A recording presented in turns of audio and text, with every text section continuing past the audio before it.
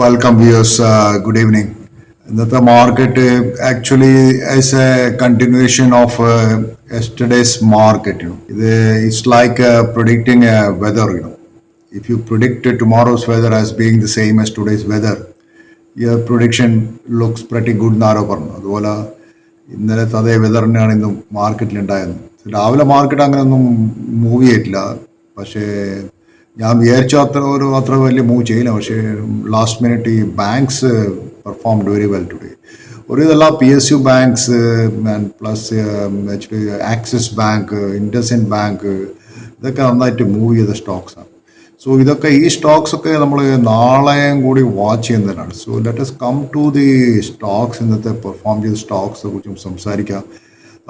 Number 1 ആയിട്ട് കാണുന്നത് ഞാൻ ഇന്ത്യൻ റിന്യൂവബിൾ എനർജി ഡെവലപ്മെൻറ്റ് ഏജൻസിയാണ്. അതിപ്പോൾ ₹171 CMP ആണ്. പ്രൈസ് വളരെ ഹൈയിലാണ് ഞാൻ കാണുന്നത്. സോ അത് നാളെ ഒന്ന് വാച്ച് ചെയ്യാം. പക്ഷേ ഇതെന്താ വെച്ചാൽ ഇതിൻ്റെ റിസൾട്ട് ഇന്ന് വന്നുകൊണ്ടാണ് ഇത് നല്ല മൂവ് ചെയ്തത്. നല്ല റിസൾട്ടായിരുന്നു ആ കമ്പനിയുടെ വന്നിട്ടുള്ളത്. പിന്നെ NBCC എന്ന് പറഞ്ഞ കമ്പനി, സോ ₹96 NBCC. ഇത് ഞാൻ വളരെ മുമ്പ് പറഞ്ഞിരുന്നു ഈ കമ്പനിയെ കുറിച്ച്, NBCCനെ കുറിച്ച്. NBCC നന്നാച്ചിരിക്കണം.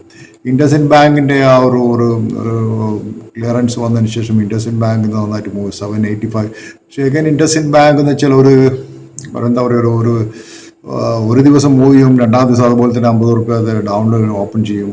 അങ്ങനെ ഇപ്പോൾ ഇൻഡസിൻഡ് ബാങ്ക് ആണ് ഒന്ന് സ്റ്റഡി ചെയ്യാൻ വന്നില്ല. I think IndusInd bank around ₹600 ആ ലെവലിൽ ഇൻഡസിൻഡ് ബാങ്ക് ഒരു ബായിങ് സോണായിട്ട് എനിക്ക് തോന്നുന്നത്. പിന്നെ വേറൊരു ബാങ്ക് എന്നായി മൂവ് ചെയ്ത് ഇന്ത്യൻ ബാങ്കാണ്. Indian bank CMP 569. Axis bank is very well 1162 axis bank. അതുപോലെ നാളെ വാച്ച് ചെയ്യേണ്ട ബാങ്ക്. അതുപോലെ union bank of India ₹127 move ചെയ്തു.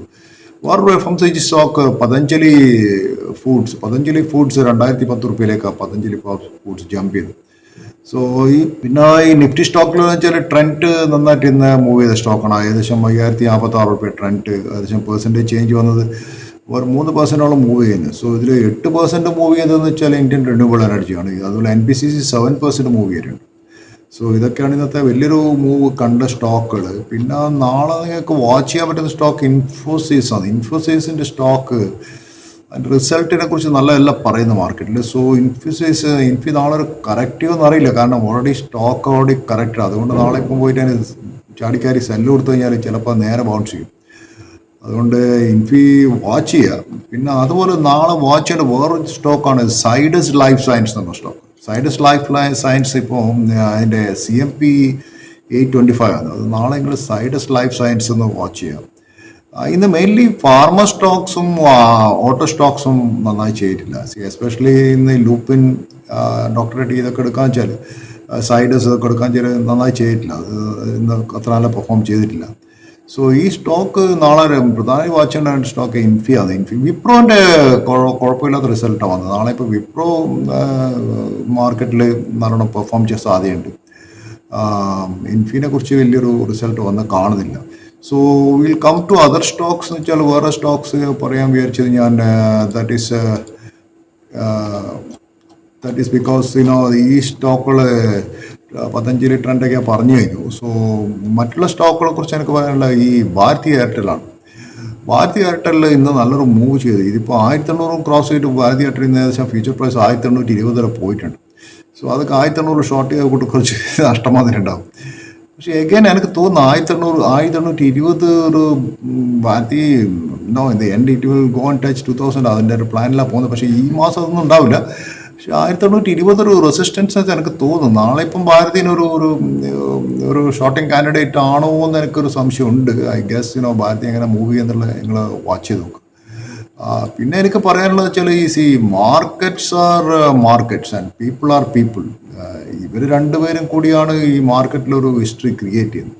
സോ ഇങ്ങനെയുള്ള പാറ്റേൺസ് മാർക്കറ്റിൽ നിങ്ങൾ പഠിച്ചുകൊണ്ടിരിക്കണം.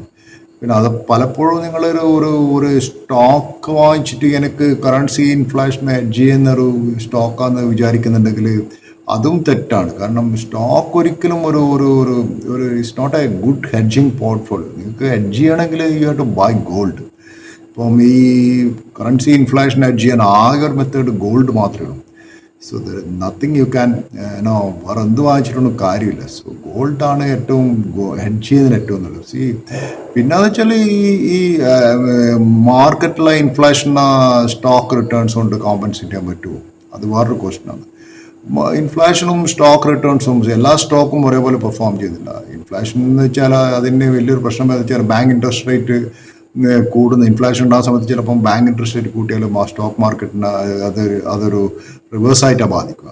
അതുകൊണ്ട് ഇൻഫ്ലേഷൻ ഹെഡ്ജ് ചെയ്യാൻ വലിയ ബുദ്ധിമുട്ട്. പിന്നെ അതുപോലെ നിങ്ങൾ കുറച്ച് സ്റ്റോക്സിൻ്റെ ഒരു പോർട്ട്ഫോളിയോ ഉണ്ടാക്കിയാൽ തന്നെ ഈ പോർട്ട്ഫോളിയോ ഫോർ എക്സാമ്പിൾ ഒരു 5 സ്റ്റോക്സ് നിങ്ങളുടെ കയ്യിൽ പോർട്ട്ഫോളിയോ ഉണ്ടെങ്കിൽ അതിൽ ചിലപ്പം 2-3 സ്റ്റോക്സ് നന്നായി പെർഫോം ചെയ്യുന്നുണ്ടാകും. ആ 2-3 സ്റ്റോക്സ് 3-4 കൊല്ലം നന്നായി പെർഫോം ചെയ്യും. അപ്പോൾ എന്താ ചെയ്യണമെന്ന് വെച്ചാൽ ഈ 3-4 കൊല്ലം പെർഫോം ചെയ്തതിൻ്റെ ഒരു പീക്ക് പെർഫോമൻസ് ആക്കിയാൽ you have to exit the സ്റ്റോക്കാണ്. പിന്നെ അതൊരു വേറൊരു സൈക്കിളിലേക്ക് പോകും. പിന്നെ അവിടെ നിന്ന് അങ്ങോട്ട് ആ സ്റ്റോക്ക് ലിഫ്റ്റ് ചെയ്യില്ല. അപ്പോൾ നിങ്ങൾ എക്സിറ്റ് ചെയ്തിട്ട് you have to enter into another stocks which is underperforming. അങ്ങനെയുള്ള സ്റ്റോക്സ് മേടിക്കുമ്പോൾ ഒരു പോർട്ട്ഫോളിയോ ലോങ് ടേമിൽ ഞാൻ പറയുന്നത് ഇതാണ്, ലോങ് ടേമിൽ. പിന്നെ എനിക്ക് ചെറിയ കുറച്ച് സ്റ്റോക്സിനെ കുറിച്ച് പറയാനുണ്ട്. ഇന്നത്തെ എനിക്ക് ഇത് it's all common man stocks ഞാൻ പറയുന്നത്. സാധാരണക്കാർക്ക് വാങ്ങാൻ പറ്റുന്ന സ്റ്റോക്സ് 80 രൂപ 100 രൂപ താഴെ സ്റ്റോക്ക്. അതുപോലെ കമ്പനിയാണ് ഞാൻ കാണുന്നത് HM electro mechanics limited. HM electro mechanics എന്ന് വെച്ചാൽ ഇത് ട്രങ്കി പ്രോജക്ട്സ് എടുക്കുന്ന ഒരു കമ്പനിയാണ്.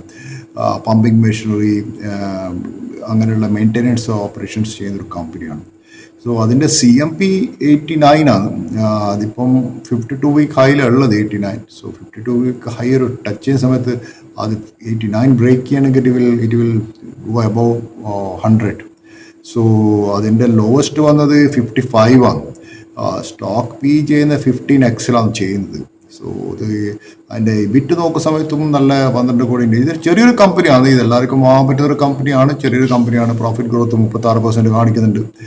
ആൻഡ് അതിൻ്റെ സെയിൽ കാണിക്കുന്നത് ഏകദേശം 117 കോടി കാണിക്കുന്നുണ്ട്. It's a small company and small money. നിങ്ങളൊരു ചായ കുടിക്കുന്ന അല്ലെങ്കിൽ ഒരു പിസ എന്ന പൈസേനെ കൊണ്ടൊരു കമ്പനി വാങ്ങിക്കാന്ന് വെച്ചാൽ 88 രൂപയ്ക്ക് യു ക്യാൻ ബൈ. ഇതുപോലെ എന്തൊക്കെ സാധനം 88 രൂപയ്ക്ക് മാർക്കറ്റിൽ വാങ്ങാൻ പറ്റും. You can't if you drink a cup of coffee in a good shop it is costing more than 100 rupees. So ഇത് നല്ലൊരു company. You can buy a company with that price.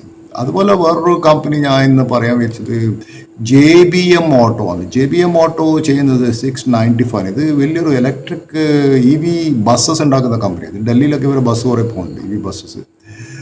അത് it is a manufacture sheet metal components ഉണ്ടാക്കുന്നുണ്ട്, dyes, moulds, ഇങ്ങനത്തെ ബസ്സിന് include ചെയ്യുന്ന പല automobile components ഉണ്ടാക്കുന്ന കമ്പനിയാണ്. പക്ഷേ 16,000 കോടിയിലധികം മാർക്കറ്റ് ക്യാപ്പിലൊരു കമ്പനിയാണ്. CMP 695. സ്റ്റോക്ക് പി ചെയ്യുന്ന 85. സ്റ്റോക്ക് പി വൈസ് നോക്കാൻ ചില എക്സ്പെൻസീവ് ആണ്, but still the stock is worth watching. JBM auto എന്നുണ്ട്. പിന്നെ വേറെ സ്റ്റോക്ക് ഞാൻ കാണുന്നത് സ്ട്രൈഡ്സ് ഫാർമ സയൻസ് എന്നൊരു കമ്പനി. 665 ആണ് അതിൻ്റെ പ്രൈസ്. സ്ട്രൈഡ്സ് ഫാർമ അത് നിങ്ങൾക്ക് വാച്ച് ചെയ്യാം. അതിൻ്റെ PE ഓൺലി 24. അപ്പോൾ ഇൻഡസ്ട്രി PE 28 ആണ് Strides Pharma. So this company ഒരു 100 രാജ്യങ്ങളിലധികം ഇവരുടെ പ്രോഡക്ട്സ് മാർക്കറ്റ് ചെയ്യുന്നൊരു കമ്പനിയാണ് Strides Pharma. So these are the stocks നാളെ നിങ്ങൾ വാച്ച് ചെയ്യേണ്ടത്. നാളെ പ്രധാനമായിട്ട് വാച്ച് ചെയ്യേണ്ട ഈ HDFC ബാങ്ക്, ICICI ബാങ്ക്. കാരണം നാളെ കഴിഞ്ഞാൽ മറ്റന്നാൾ ഹോളിഡേ ആണ്, ശനിയാഴ്ച റിസൾട്ട് ഇടുന്നതാണ്. സോ ഇത് രണ്ടും HDFC ബാങ്ക്, ICICI ബാങ്കിന് 1360 അങ്ങനെ ഒരു റെസിസ്റ്റൻസ് ഉണ്ട്. അതുപോലെ ഭാരതി എയർടെലിന് 920 റെസിസ്റ്റൻസ് ക്രോസ് ചെയ്യുമെന്ന് അറിയില്ല. HDFC ബാങ്കിന് നന്നായി പെർഫോം ചെയ്തിരുന്നു, പക്ഷേ ലെറ്റ്സ് അപ്പോൾ തന്നെ സെല്ല് വന്നിരുന്നു HDFC ബാങ്കിന്. റിലയൻസിൻ്റെ റിസൾട്ട് നാളെ എങ്ങനെ മാർക്കറ്റിന് ചീറപ്പാക്കുന്നത് നോക്കാം. റിലയൻസിൻ്റെ റിസൾട്ടാണ് വെരി ഇമ്പോർട്ടൻറ്റ്, ഹെവി വെയ്റ്റ് സ്റ്റോക്കാണ്. So these are all the things I want to talk to you today. So please, I have a humble request to please do subscribe my channel and support my channel. Thank you very much. Have a nice day.